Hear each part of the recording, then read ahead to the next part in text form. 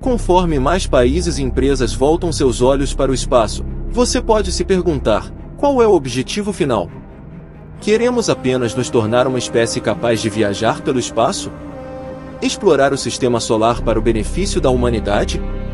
Ou há quem veja lucro no espaço?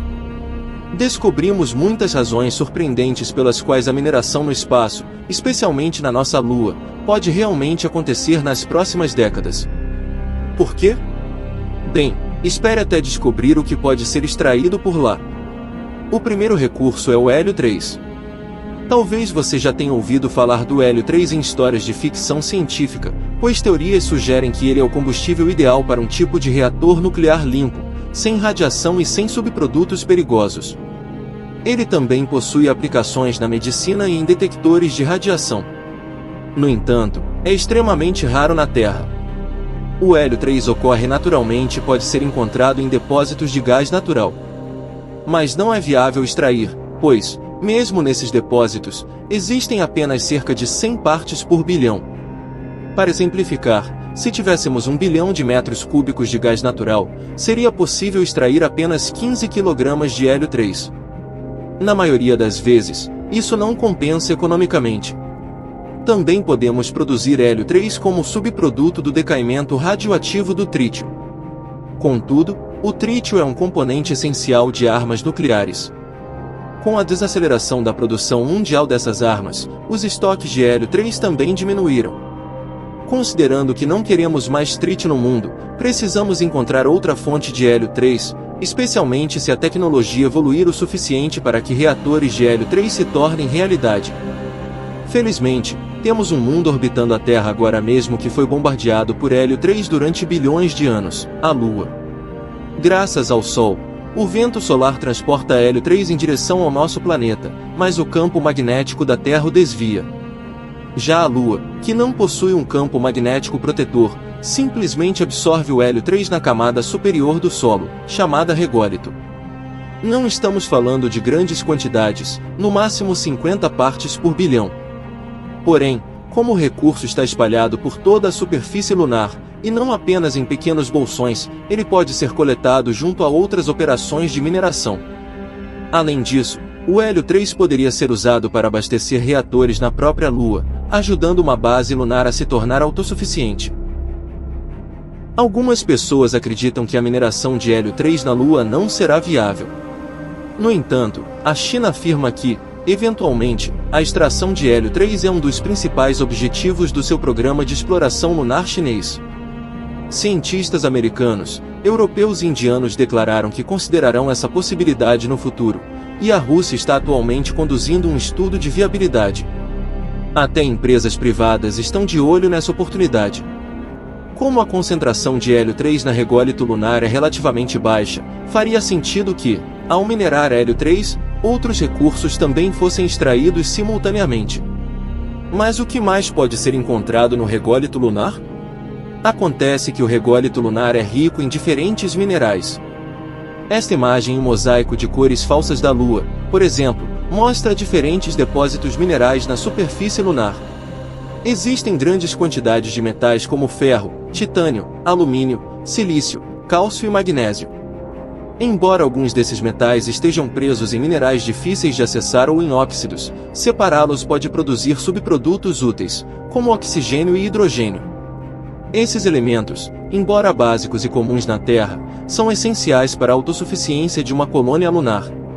Oxigênio pode ser usado para produzir ar respirável, hidrogênio pode ser convertido em combustível, e a combinação de ambos resulta em água. Além disso, o rególito não processado poderia ser transformado em lunarcrete, um material útil para construir infraestrutura na Lua sem a necessidade de transportar materiais da Terra.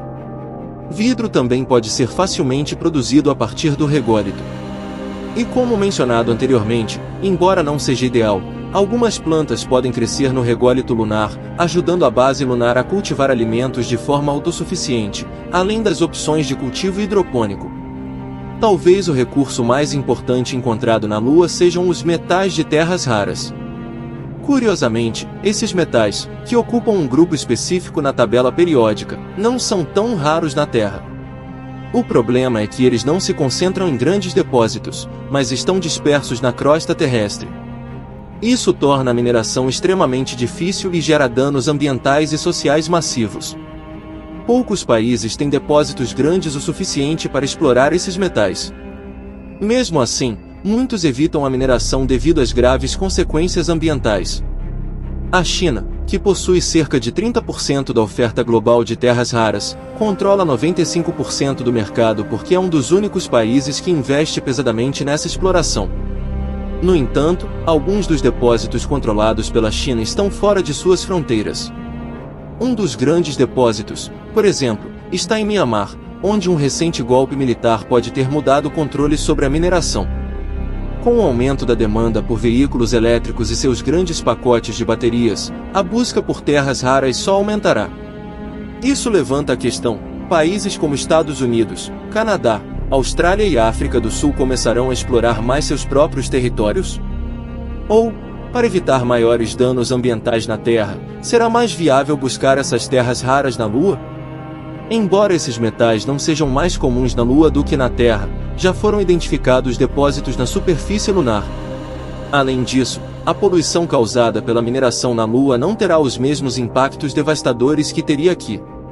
Se a demanda por esses elementos continuar a crescer nas próximas décadas, a mineração lunar pode se tornar economicamente viável.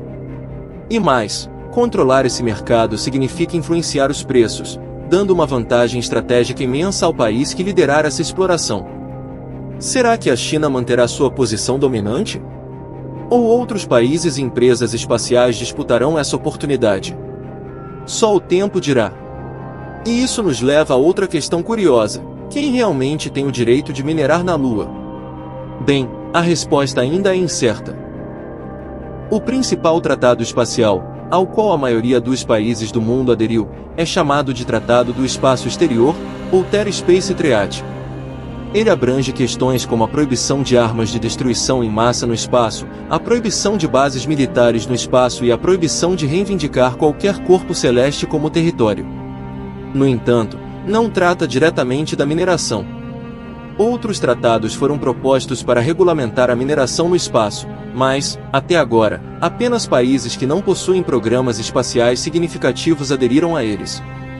No momento, pode ser apenas uma questão de quem chegar primeiro leva. E aí está, uma visão do que pode acontecer no futuro na superfície da Lua. O que você acha?